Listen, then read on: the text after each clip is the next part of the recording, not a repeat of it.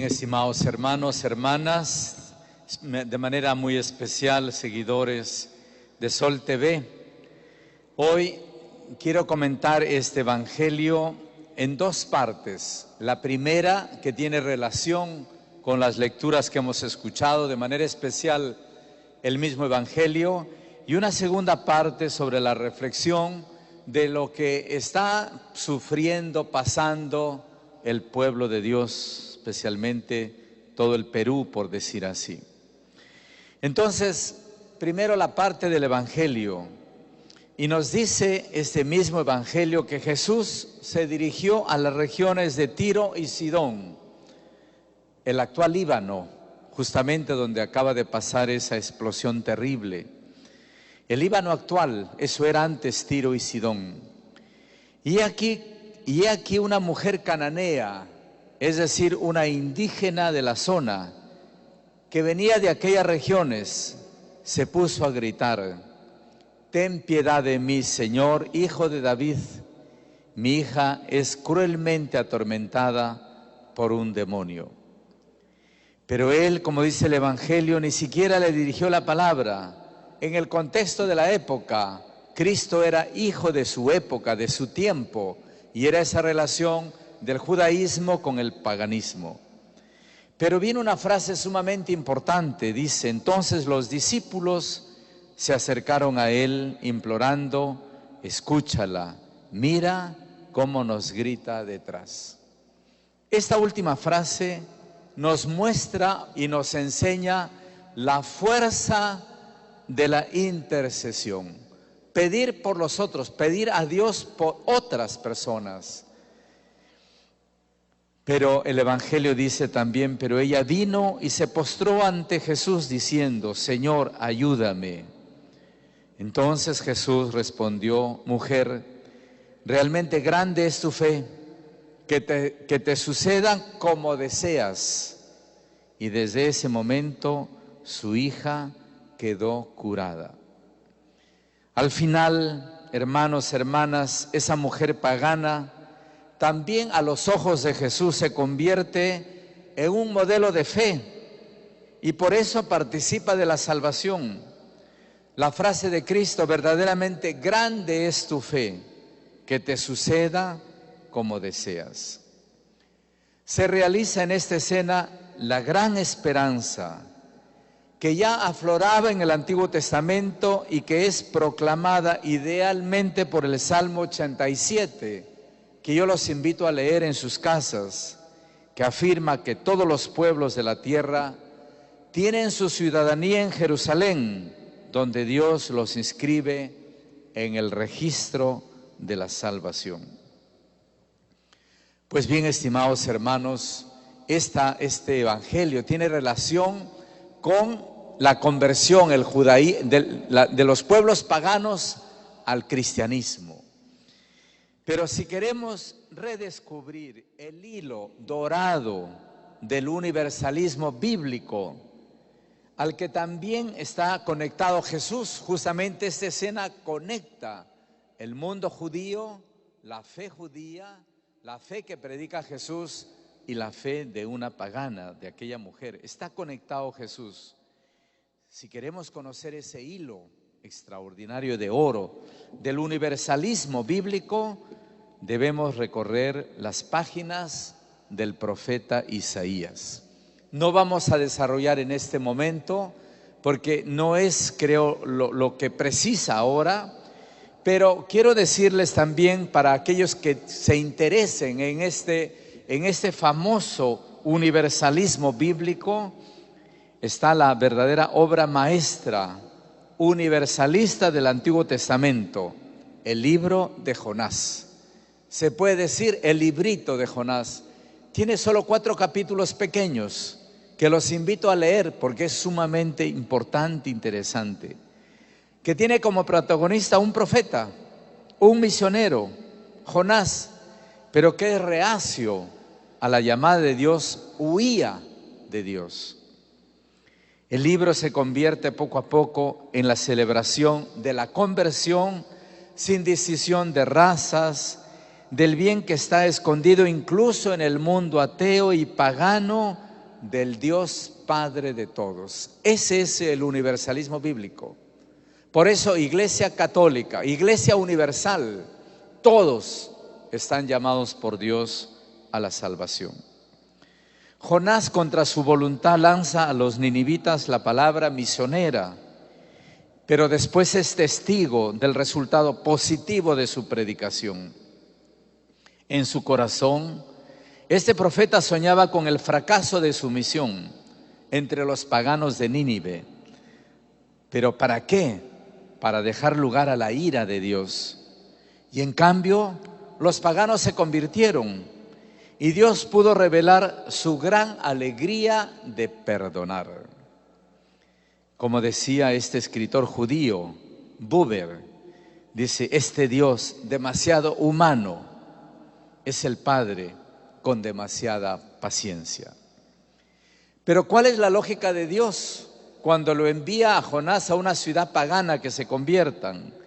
La lógica de Dios expresada en ese libro pequeñito de 4 capítulos, la síntesis es así, que le dice Dios a Jonás: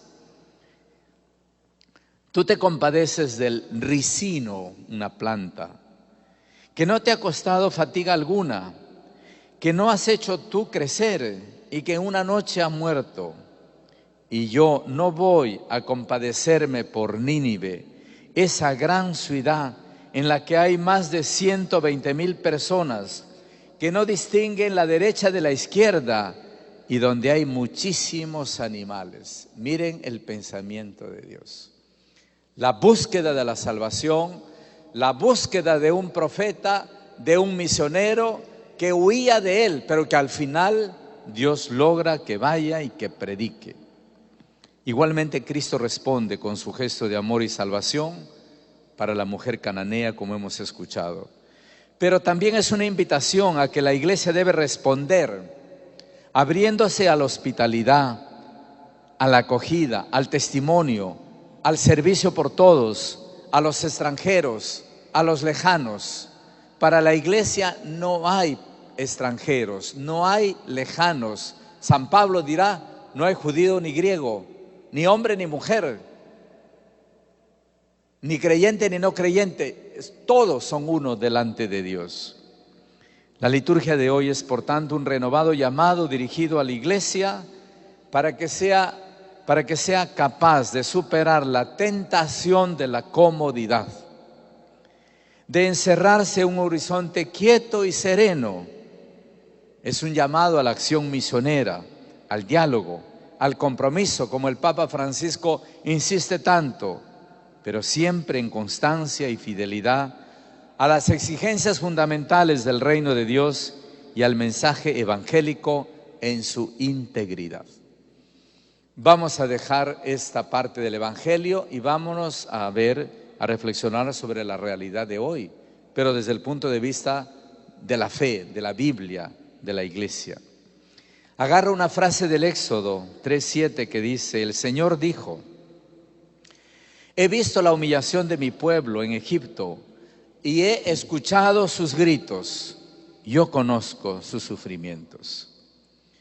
Esta frase de Dios citada resuena hoy con especial acento, pues somos conscientes de que en el momento actual estamos efectivamente golpeados por un enemigo invisible, un virus mortal, cuyas consecuencias están causando un nivel de sufrimiento quizá nunca antes visto en el país y en el mundo entero. Y todos elevamos un grito, un clamor al cielo, porque hoy más que nunca necesitamos la compasión, la misericordia y la ayuda de Dios. Y aquí empalma muy bien el grito, la insistencia de aquella mujer cananea: Jesús, sálvame, salva a mi hija, ayúdame. Por eso deseo reflexionar, como dije, desde nuestra fe sobre 3 brevísimos temas: el sufrimiento actual, la necesidad de una conversión de parte de muchos y una palabra de agradecimiento y esperanza.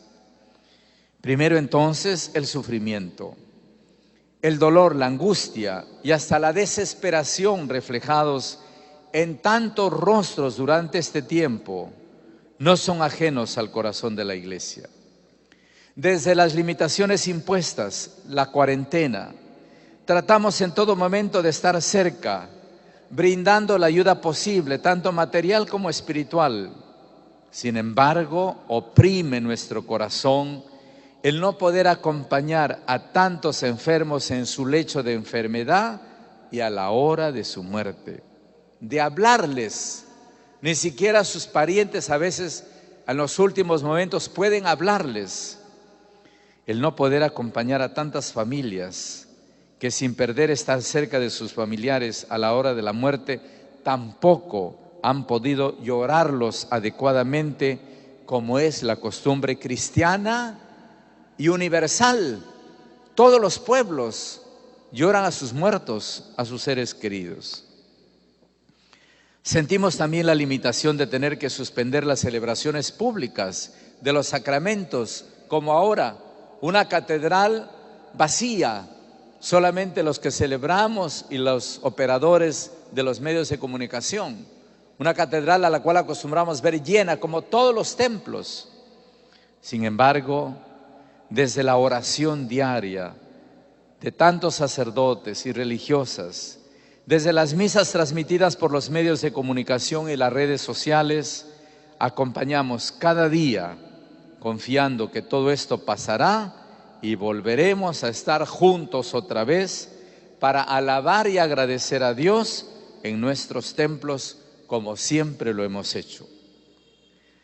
Recordamos las palabras del Papa Francisco en su homilía en Huanchaco cuando visitó aquí Trujillo, que dijo: Jesús conoce el dolor y las pruebas.